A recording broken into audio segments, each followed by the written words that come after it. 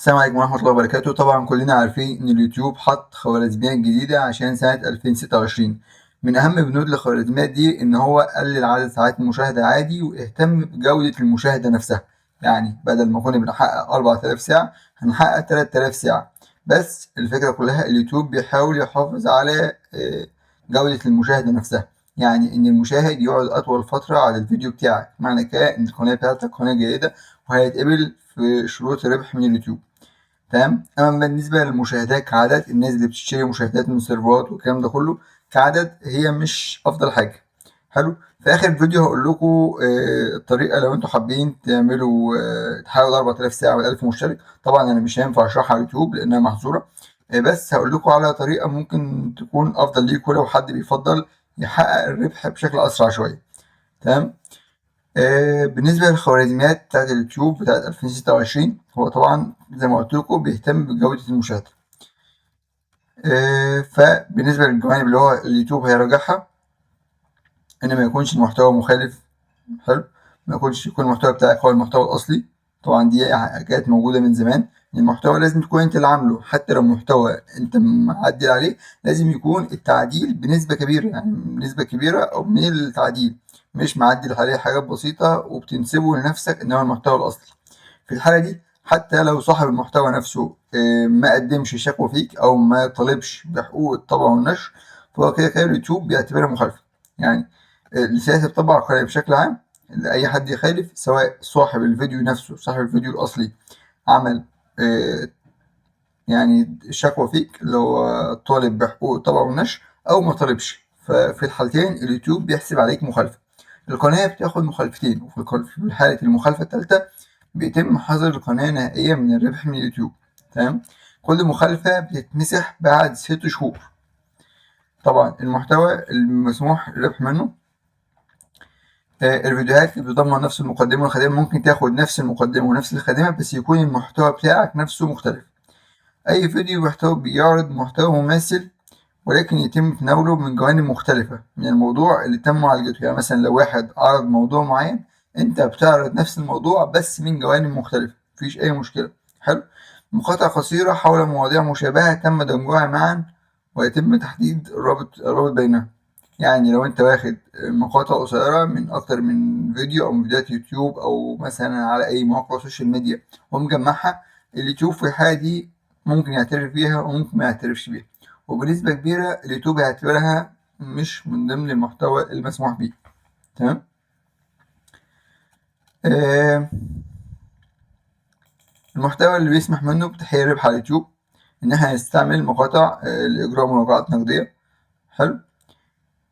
مشهد مثلا من فيلم انت قاعد تكتب لي الحوار فيه وعدلته بتعليق الصوت بتاعك. مثلا إعادة عرض المباريات مثلا زي الدوري الرياضي والكلام ده كله، انت بتشرح الحاجات دي بس مش بتعرض. يعني ممكن تاخد جزء من الفيديو بس ما ينفعش تاخد الماتش ككل او تاخد جزء كبير من المباراة. يعني بتاخد بعض الحاجات، تشرح خطط مفيش مشكلة، بس ما ينفعش تاخد محتوى الفيديو نفسه او ملخص ماتش كامل وتعرضه. كده انت بتعرض نفسك للمخالفة.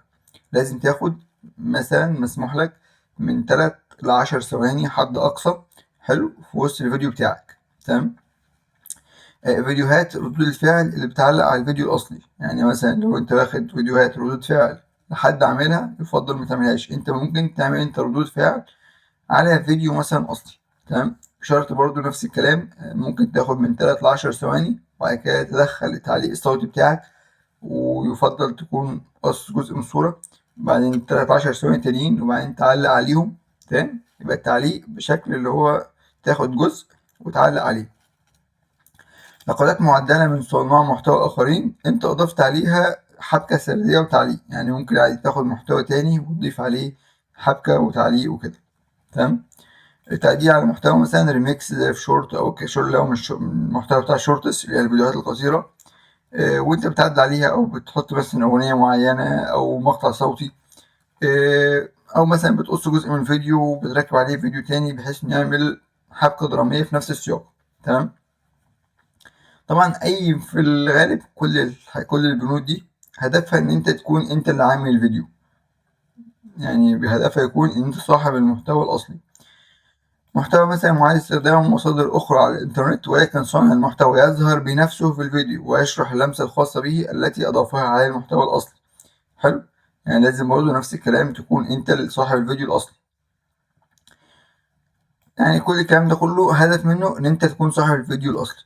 المحتوى بقى اللي بيخالف هذه الإرشادات، لو استخدمت مثلا محتوى صنعه شخص آخر وأنت أجريت تعديلات عليه بس تعديلات طفيفة، حلو، وادعيت إن العمل الأصلي إن أنت صاحب العمل الأصلي، ده بيكون بشكل مخالف جدا لآلة اليوتيوب. حلو. قد لا تتلقى قناتك في بعض الأحيان مطالبة بملكية المحتوى، يعني ممكن صاحب المحتوى نفسه ما يطالبش بملكية المحتوى اللي هو نشره، ولكن تعتبروها مخالفة لإرشادات المحتوى المعاد استخدامه، نعتبروها مخالفة. يعني كده كده هتاخد مخالفة سواء صاحب الفيديو طالب بحقوق الملكية أو مطالبش بحقوق الملكية، في الحالتين أنت هتاخد مخالفة.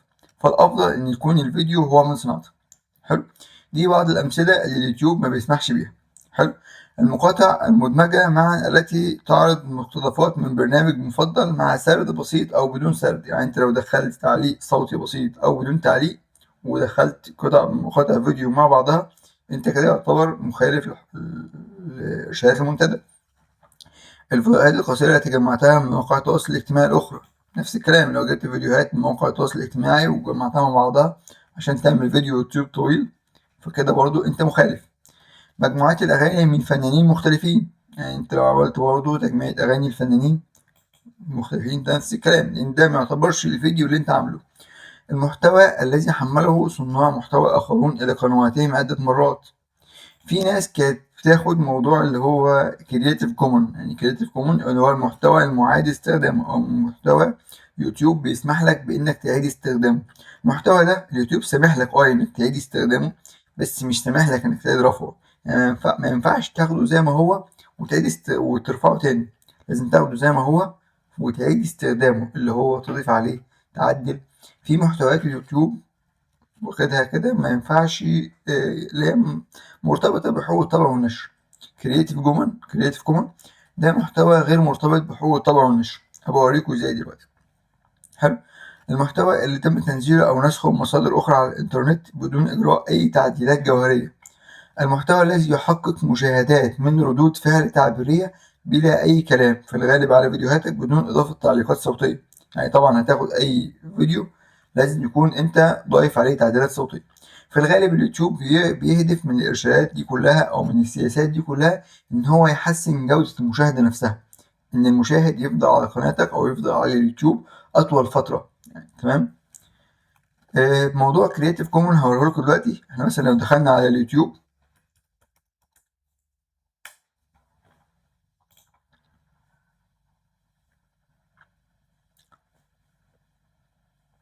ممكن نبحث هنا عن أي حاجة مثلا، ممكن مصر مثلا، هنا جاب لك حاجات عن البحث.